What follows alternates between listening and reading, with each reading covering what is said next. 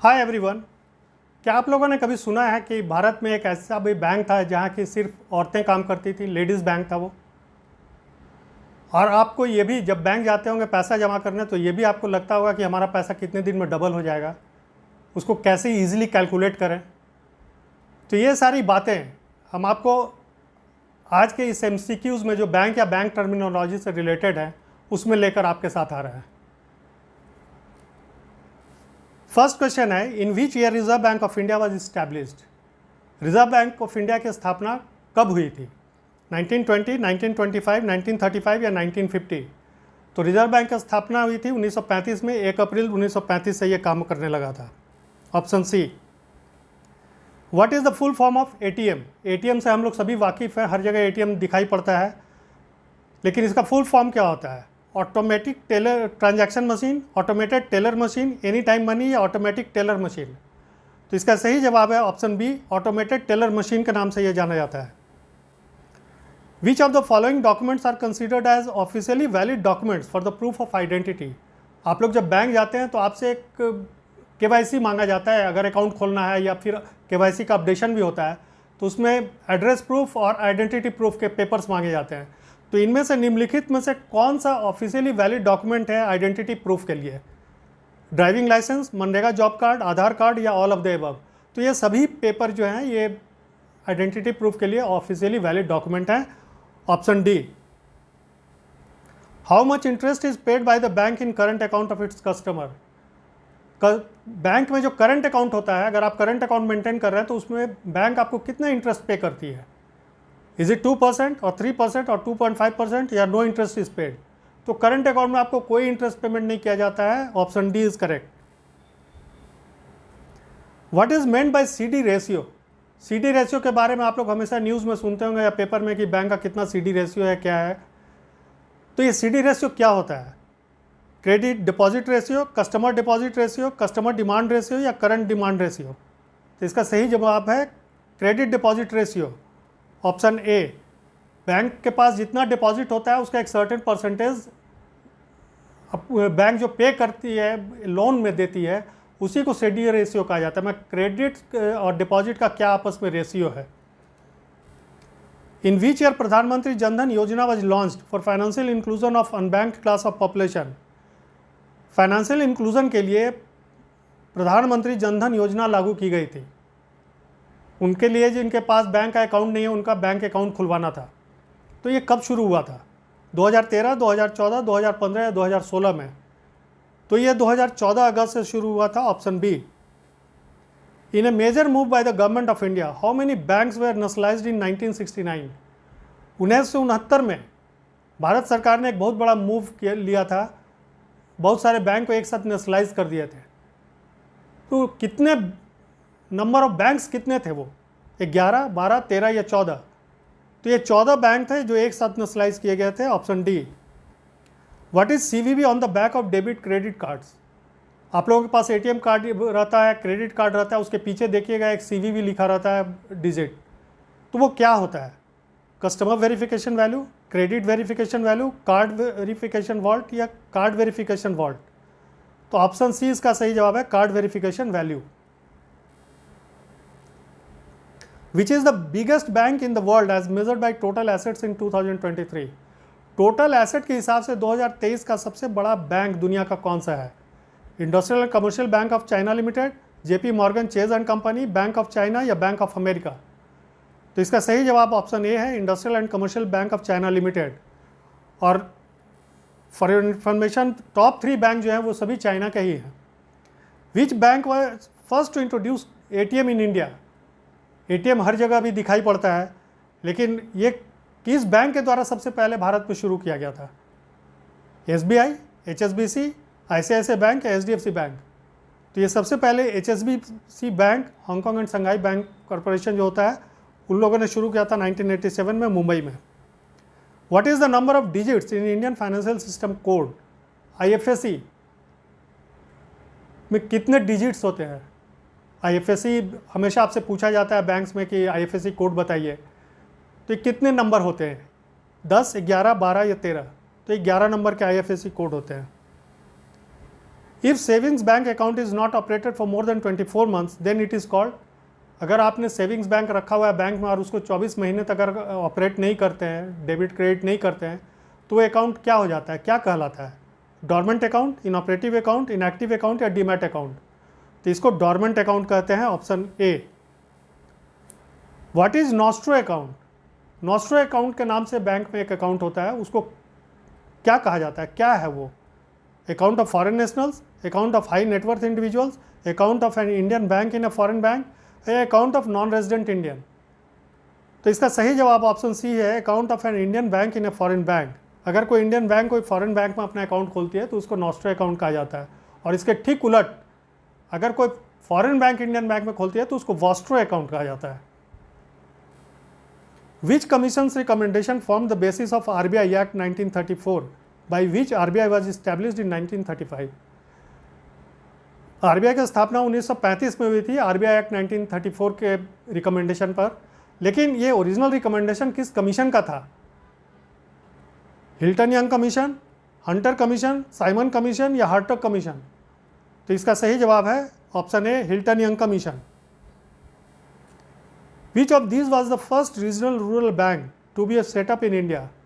आज हम लोग जगह जगह देखते हैं आरआरबीज, रीजनल रूरल बैंक्स। तो सबसे पहला रीजनल रूरल बैंक इंडिया में कौन सा था? प्रथमा बैंक, वनांचल ग्रामीण बैंक, आसाम ग्रामीण बैंक या गौर ग्रामीण बैंक? तो ये इसका सही जवाब है option A. Who was the first Indian to serve as RBI governor? पहले भारतीय कौन थे जो आरबीआई के गवर्नर बने थे? उनके पहले ब्रिटिशर्स होते थे, तो फर्स्ट इंडियन कौन थे? Sir B R Rao, sir C D Deshmukh, I G Patel या मनमोहन सिंह? तो सर सी डी देशमुख थे पहले Indian governor. Sir B R Rao जो थे वो लॉन्गेस्ट सर्विंग आरबीआई गवर्नर है। Which bank introduced credit card in India for the first time? भारत में क्रेडिट कार्ड सबसे पहले किस बैंक ने शुरुआत की? Central bank of India, state Bank of India, bank of Baroda, HDFC bank? तो ये शुरू करने वाला सबसे पहला बैंक था सेंट्रल बैंक ऑफ इंडिया। ये क्रेडिट कार्ड, डेबिट कार्ड, ये सब क्या होता है, बैंक से रिलेटेड हम सेकंड पार्ट में लेकर आएंगे। When was reserve Bank of India nationalise? अब क्या आप जानते हैं कि रिजर्व बैंक को भी नेशनलाइज किया गया था? पहले ये पूरी तरह नेशनलाइज नहीं था, सरकारी नहीं था। 1935, 1947, 1949 या 1950? तो इसका नेशनलाइजेशन 1949 में किया गया था, option C. What is SLBC? State link bank committee, single line bank center, state level bankers committee, state level banker center? तो इसका सही जवाब है option C, state level bankers committee. वो स्टेट लेवल पर बैंकर्स की एक मीटिंग होती है, उसमें डिसाइड किया जाता है कि सीडी रेशियो क्या होगा, कैसे होगा, कहाँ कमी हो रही है, उसको कैसे इंप्रूव किया जाए बैंकिंग को, तो उसके बारे में होता है। State Bank of India has its present name since 1955। What was its name prior to that? 1955 से स्टेट बैंक ऑफ इंडिया का प्रेजेंट नाम है। तो इसके पहले किस नाम से जाना जाता था? Indian Bank of India, Premier Bank, Imperial Bank of India या रॉयल बैंक ऑफ इंडिया? तो इसके पहले ये इंपीरियल बैंक ऑफ इंडिया के नाम से जाना जाता था, option C. What is the minimum amount for remittance through real time gross settlement, RTGS? आप लोग आरटीजीएस एनईएफटी के बारे में सुनते होंगे, हमेशा फंड ट्रांसफ़र करने के लिए यूज़ होता है। तो आरटीजीएस के लिए मिनिमम अमाउंट क्या है कि आप इसको यूज़ कर सकें? 100 रुपया, 10,000 रुपये, 1 लाख रुपये या 2 लाख रुपये? तो इसका मिनिमम अमाउंट है ऑप्शन डी, 2 लाख रुपये। उससे नीचे अगर करना है तो आप एनईएफटी कर सकते हैं। It is mandatory for banks to keep certain percentage of its total deposit with RBI in cash form. What is it called? Bank के पास जितने डिपॉजिट होते हैं उसके एक सर्टेन परसेंटेज रिजर्व बैंक के पास मैंडेटरी है उनको कैश फॉर्म में रखना, टू मेंटेन लिक्विडिटी और अदर मेजर्स के लिए। तो ये इसको क्या कहा जाता है? Statutory liquidity ratio, cash reserve ratio, call money या कैश डिपॉजिट? ये कैश फॉर्म में रहता है, तो कैश रिजर्व रेशियो है ये, ऑप्शन बी। ये रिजर्व बैंक के पास बैंक रखती है और इस पर कोई इंटरेस्ट भी नहीं मिलता है। RBI came up with a new type of account in 2005 to provide basic banking facilities to customers who have low income background. What was it named? 2005 में रिजर्व बैंक एक नए अकाउंट, एक नया फैसिलिटी लेकर आई उनके लिए जो कि लो इनकम ग्रुप के थे और जिनके पास बैंकिंग फैसिलिटी नहीं था। Zero balance account, basic bank account, new savings bank account या नो फ्रिल्स अकाउंट? तो इसका सही जवाब है option D, no frills account. हालांकि अब ये इस नाम से अब नहीं जाना जाता है, अब basic savings bank deposit account माना जाता है वो। What was the name of first female bank in India which later merged with SBI? भारत का पहला फीमेल बैंक कौन था जो कि बाद में स्टेट बैंक के साथ मर्ज कर गया? भारतीय महिला bank, Indian female bank of India या महिला बैंक ऑफ भारत? तो इसका सही जवाब है भारतीय महिला बैंक, ऑप्शन ए। यहाँ ऐसा नहीं है कि यहाँ सिर्फ लेडीज़ कस्टमर होती थी, कस्टमर कोई भी हो सकते थे, लेकिन यहाँ के सभी स्टाफ लेडीज़ होती थी।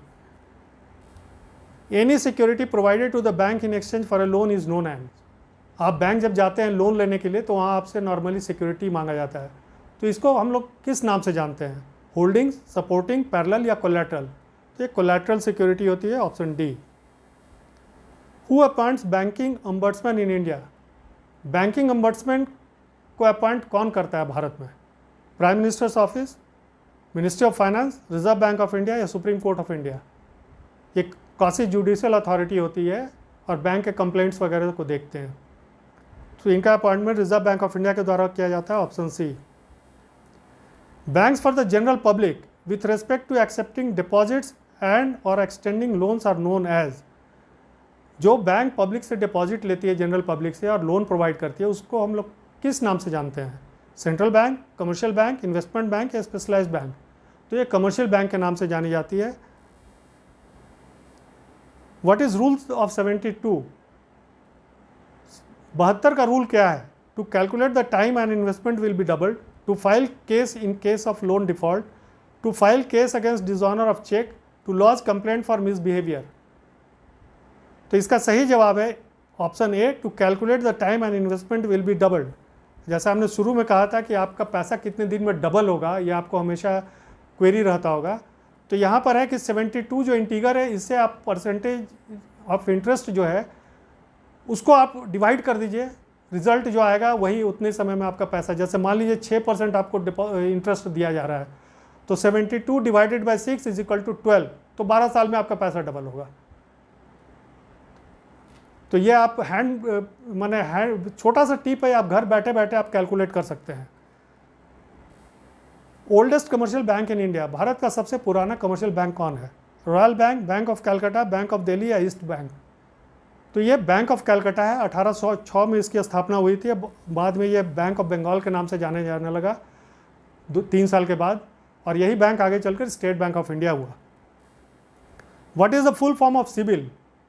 लोन लेने जाइएगा तो आपसे सिबिल स्कोर पूछा जाता है या देखा जाता है, बैंक देखती है। तो इसका फुल फॉर्म क्या है? Credit information bureau India limited, credit inquiry bureau of India limited, credit investment bank of India limited या core Indian banking in line? तो इसका सही जवाब है option A, credit information bureau of India limited, option A. That's all, hope you enjoyed it, thank you. इसका second part हम कुछ दिन के बाद लेकर आएंगे।